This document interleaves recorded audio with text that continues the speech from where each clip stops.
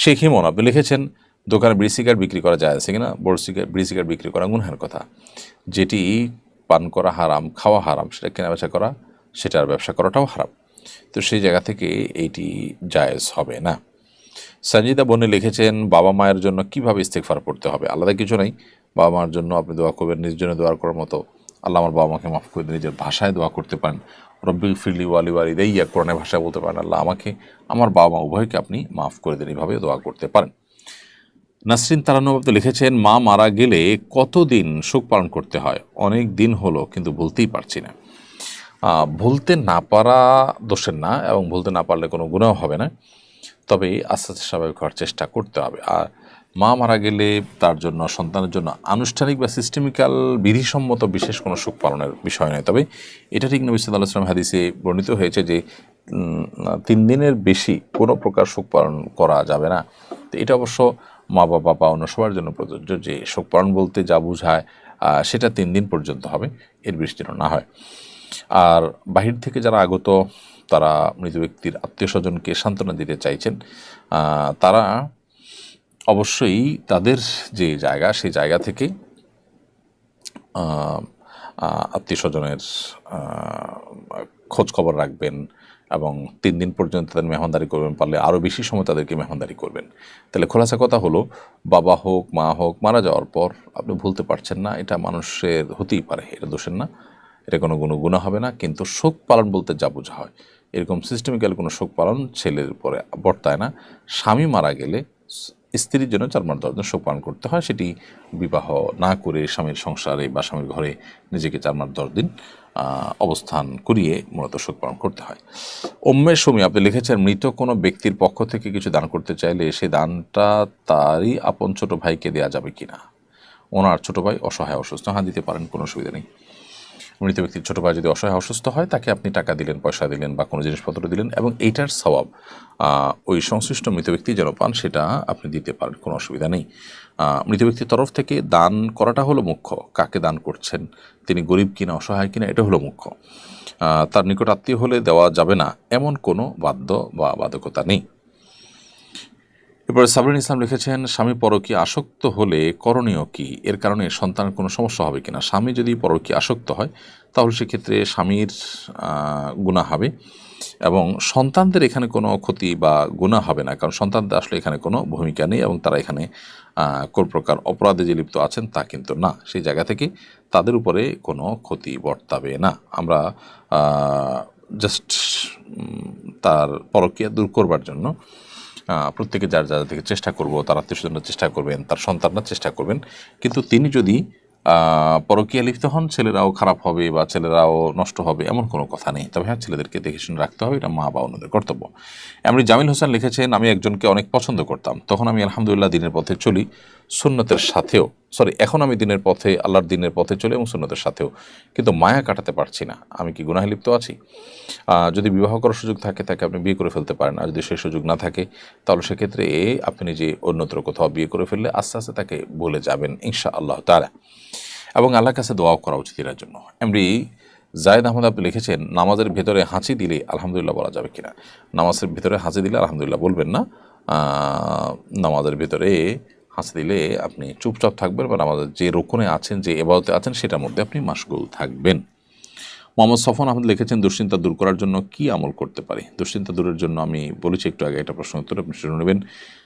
তাসনিয়া করিম আপনি লিখেছেন, আমার বাবার 2 জন স্ত্রী, আমার সৎমা আমার বাবার ঘর থেকে নিজ ইচ্ছায় 30 বছর আগেই চলে যান। বাবা তাকে ফিরিয়ে আনার জন্য অনেক চেষ্টা করেন, তিনি আসেননি। তারপর তাদের কোনো যোগাযোগ হয়নি, আবার ওনাদের তালাক হয়নি। এখন বাবা মারা যাবার পর তার সম্পত্তির উপর সৎমা অধিকার চান, তিনি কি এখন সম্পত্তির অধিকার পাবেন? যদি তাদের মধ্যে ডিভোর্স না হয়ে থাকে, তাহলে সেক্ষেত্রে সম্পত্তির অধিকার পাবেন তিনি আনুপাতিক হারে। কতটুকু পাবেন সেটি নির্ভর করে তার সন্তান আছে কি নেই, অর্থাৎ ওই ভদ্রলোকের ঘরে তার সন্তান আছে কি নেই সেটার উপরে কতটুকু পাবেন ঠিক হবে, তবে সন্তান তিনি সম্পদ পাবেন। সাইমন সাইদ লিখেছেন, মোবাইলে ভুলে টাকা গেলে ফেরত না দিলে গুনাহ হবে কিনা? অবশ্যই ফেরত না দিলে গুনাহ হবে।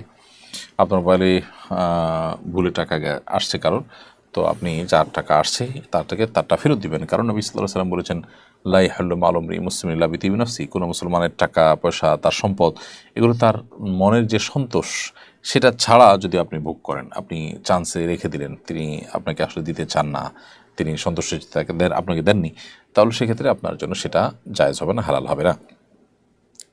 তাহিদুল ইসলাম সিয়াম লিখেছেন, হস্তমৈথুন থেকে বাঁচার উপায় কি? হস্তমৈথুন থেকে বাঁচার জন্য বা আত্মরক্ষা করবার জন্য মূলত বিবাহ শাদী করে ফেলাটা হলো সবচেয়ে বড় মহৌষধ, এবং সেই সাথে স্ত্রীর সাথে থাকা, নিজের হালাল উপায়ে যৌন চাহিদা পূরণ করার ব্যবস্থা থাকা, এটা গুরুত্বপূর্ণ। না হলে মানুষ আস্তে আস্তে হয়তো হস্তমৈথুনে অভ্যস্ত হয়ে যায়।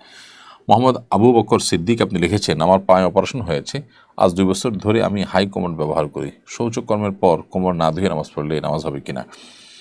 শৌচকর্মের পর তো কোমর ধোয়া জরুরি না, আপনার যে যে জায়গায় নাপাক আছে সেই জায়গাটা ধোয়া জরুরি বিধায় আপনি হাই কমোডে বসে যদি টয়লেট ইউজ করেন তাহলে সেক্ষেত্রে আপনার কোমর ধোয়া তো কোনো আবশ্যক না। হ্যাঁ, না লাগলে সেটা আপনাকে ধুয়ে ফেলতে হবে নিজে বা অন্য কারো সহযোগিতা, সেটা ভিন্ন বিষয়। তাহমিদা নেহা আপনি লিখেছেন, পিরিয়ড শেষ হওয়ার পরে ফরজ গোসল সম্পর্কে কিছু জানতে চাই। অনেকে ফরজ গোসলের অজুহাত দিয়ে নামাজ কাজা করেন, এ সম্পর্কে ইসলামী শরীয়তের বিধান কি? পিরিয়ড শেষ হওয়ার পর ফরজ গোসল করাটা আবশ্যক। ফরজ গোসল না করে যদি কেউ নামাজ পড়ে কিংবা এটা কাজা দিয়ে এটাকে পাশ কাটিয়ে তারপরে তিনি ফরজ গোসল অ্যাভয়েড করেন, তাহলে সেক্ষেত্রে সেটা অবশ্যই হারাম কাজ হবে, ভয়ঙ্কর কবিরা গুনাহ হবে। অপবিত্র অবস্থা আল্লাহ তাআলাকে সিজদা দেওয়া ভয়ঙ্কর একটি বিষয় এবং হারাম একটি কাজ, সেটি থেকে বেঁচে থাকতে হবে। এছাড়া রবিউল লিখেছেন, আমি কখনো ভোট দিইনি, এদিকে আমার পাপ হবে না? আপনার কোনো পাপ হবে না। ভোট দেওয়া কোনো ফরজ বা ওয়াজিব বা সুন্নত কোনোটিই নয় যে এটি দিলে আপনার সওয়াব হবে বা না দিলে গুনাহ হবে। তবে হ্যাঁ, আপনি একটি মন্দকে প্রতিহত করতে চাচ্ছেন, তুলনামূলকভাবেই ইসলামের জন্য, মুসলমানদের জন্য অনুকূল কাউকে মনে হয়, তাকে আপনি ভোট দেওয়ার চেষ্টা করছেন, এটা আল্লাহ রাব্বুল আলামিনের কাছে আপনাকে আজর এনে দেবে ইনশাআল্লাহ তাআলা। তবে আপনি ভালো কেউ নির্বাচিত হোক সেটা চাইলেন, মন্দ কেউ যেন না আসতে পারে জন্য চেষ্টা করলেন, সেটা আপনার সাথে থাকলে করবেন। কিন্তু আপনি ভোটারই হননি অথবা ভোট দেওয়ার অপশনই আসে নাই বা ইচ্ছাকৃত ভোট দেননি, এর কারণে আপনার কোনো গুনাহ হবে না। ব্যাপারটা এরকম না যে ভোট দেওয়াটা ফরজ কিংবা ওয়াজিব। হ্যাঁ, ভোট দিলে আপনি ন্যায়সঙ্গতভাবে দিবেন, অন্যায়ভাবে দিবেন না, এবং অন্যায়কে রুখবার জন্য দিবেন, এটা আপনার কর্তব্য, সেটা ভিন্ন বিষয়। এরপর মুজাহিদুল ইসলাম শওকাত লিখেছেন, বাজারে গুঁড়া মেহেদি পানিতে মিশিয়ে মাথায় দেওয়া যায় আছে কিনা? অসুবিধা নেই, কারণ এই সমস্ত মেহেদিতে এমন কিছু থাকে না যেটা আলাদা একটা আবরণ বা স্তর ফেলে দেয়, সেরকম কিছু কিন্তু থাকে না, বিধায়গুলো ব্যবহার করতে পারেন। এমনি রাশিদুল ইসলাম লিখেছেন, নামাজে আত্মীয়াতু বলার সময় কি আঙ্গুল তুলতে হবে? নামাজে যখন আমরা বৈঠকে তাশাহুদ পাঠ করব তখন আশহাদু আল্লা ইলাহা ইল্লাল্লাহ ওয়া আশহাদু আন্না মুহাম্মাদান আবদুহু ওয়া রাসূলুহু বলার সময় আমরা সাক্ষ্য দেব, আঙ্গুল তুলে এভাবে এই বাক্যগুলো বলবো। তার মানে মুখে আল্লাহর সাক্ষ্য দিচ্ছি, আর এটাও সাক্ষ্য দেওয়ার আঙ্গুল, বিধায়টা দিয়ে আমি সাক্ষ্য দিচ্ছি। এই জন্য এটাকে সুন্নাহ বলা হয়েছে, বড়জোর মুস্তাহাব, এটা আবশ্যক কোনো বিষয় নয়। এমনি মোস্তফা আপনি লিখেছেন, একজন মানুষ কানে শুনে না, কথা বলতে পারে না, সে আল্লাহর ইবাদত কীভাবে করবে?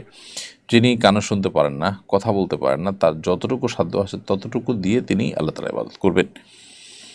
আল্লাহ তাআলা তাকে তার সাধ্যের বাইরে কোনো কিছু চাপিয়ে দেন না। যেটা যিনি পারেন না সেটা তাকে করতে ইসলাম বাধ্য করে না। আল্লাহ সুবহানাহু ওয়া তাআলা বলেছেন, লা ইউকাল্লিফুল্লাহু নাফসান ইল্লা উসআহা, কোনো ব্যক্তিকে আল্লাহ তাআলা তার সাধ্যের বাইরে কোনো কিছু চাপিয়ে দেন না বা বাধ্য করেন না করতে।